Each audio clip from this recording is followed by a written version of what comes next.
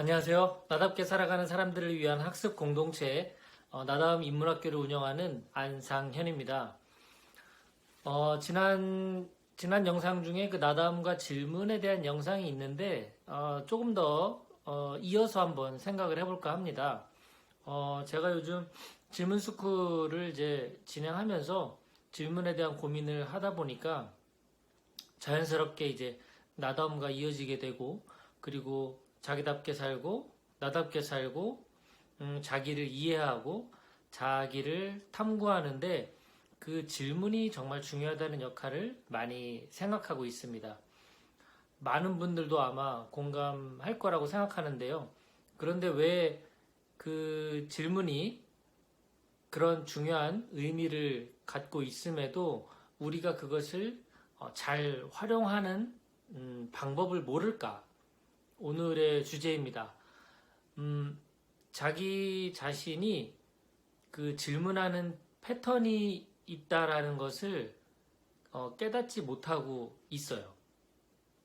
사람마다, 그러니까 성격이 있으면 그 사고 체계와 행동하는 패턴이 어느 정도 고정화되어 있거든요. 그러니까 욱하는 사람들이 그 상황에서 그런 어떤 도발적인 행동이 나오는 것, 화를 내는 것, 이런 것들. 그리고 신중한 사람들이 또 같은 상황에서 그 욱하는 사람과 달리 신중해지는 그런 패턴. 그리고 주변 사람들 많이 의식하고 눈치 보는 패턴. 그리고 반대로 전혀 주변을 의식하지 않고 자신의 생각과 주장을 이렇게 표출하는 그런 패턴.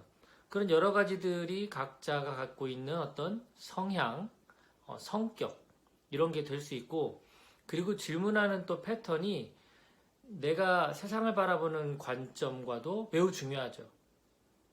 가장 큰 차이를 보이는 것은 세계관이겠죠. 세상을 어떻게 바라보느냐, 신의 존재를 믿느냐, 그렇지 않느냐는 매우 큰 질문의 관점의 차이를 드러냅니다. 눈에 보이는 것만 믿는 사람, 눈에 보이지 않는 것을 또 더 중요하게 믿는 사람, 매우 중요한 관점의 차이. 그래서 문제를 바라보는 접근법, 그리고 그 문제를 해결하는 해결책을 찾는 그 방법조차도 달라질 수 있는 거죠. 그리고 가치관 같은 거겠죠. 긍정적인 것을 중요하게 생각하는 사람은 아무래도 그 문제 속에서 긍정적인 면을 보려고 하고, 해결도 긍정적인 해결책, 문제가 해결되는 방향으로 본다고 생각한다면, 반대로 좀 부정적인 그런 사고 방식을 갖게 되면 문제를 해결하는 적극적인 의지를 내는 것보다 이 문제의 자체에 집착하거나 이제 빠지게 되는, 그래서 문제 해결보다는 근심이나 걱정 쪽으로 이 사고방식이 어떤 패턴화되어 나타날 수 있다라는 겁니다. 그러니까 뭔가 낙천적인 사람들의 스타일, 그리고 비관적인 사람들의 스타일이 그 질문하는 패턴조차도 달라진다라는 것을 뜻하는 거죠. 그렇기 때문에 내가 좀 더 다르게 질문하고 싶고, 그리고 관점을 달리해서 그 문제를 바라보고 싶지만 이제 실제 그렇게 하기가 어렵다는 겁니다. 고정돼 있으니까 늘 하던 질문, 하던 패턴대로 하고, 그리고 그 질문조차도 고정돼 있는데 그 질문에 대한 답을 찾아가는 방법도 고정돼 있다는 거죠. 그래서 이런 나 자신을 인식을 하고 이제 깨어나기 위해 노력하는 거죠. 우리가 학습을 하는 이유가 그런 거 아니겠습니까? 많은 지식과 새로운 정보를 습득하는 것에만 국한되면 정말 학습의 그 빙산의 일각을 들여다본 겁니다. 실질적으로 학습을 통해 자기를 이해하고 자기를 탐색하고, 그래서 더욱 자기다움과 나다움을 그 잠재된 그런 것들, 능력을 끄집어내서 더 자유롭게 사는 것이 학습의 목적이 되어야 되겠죠.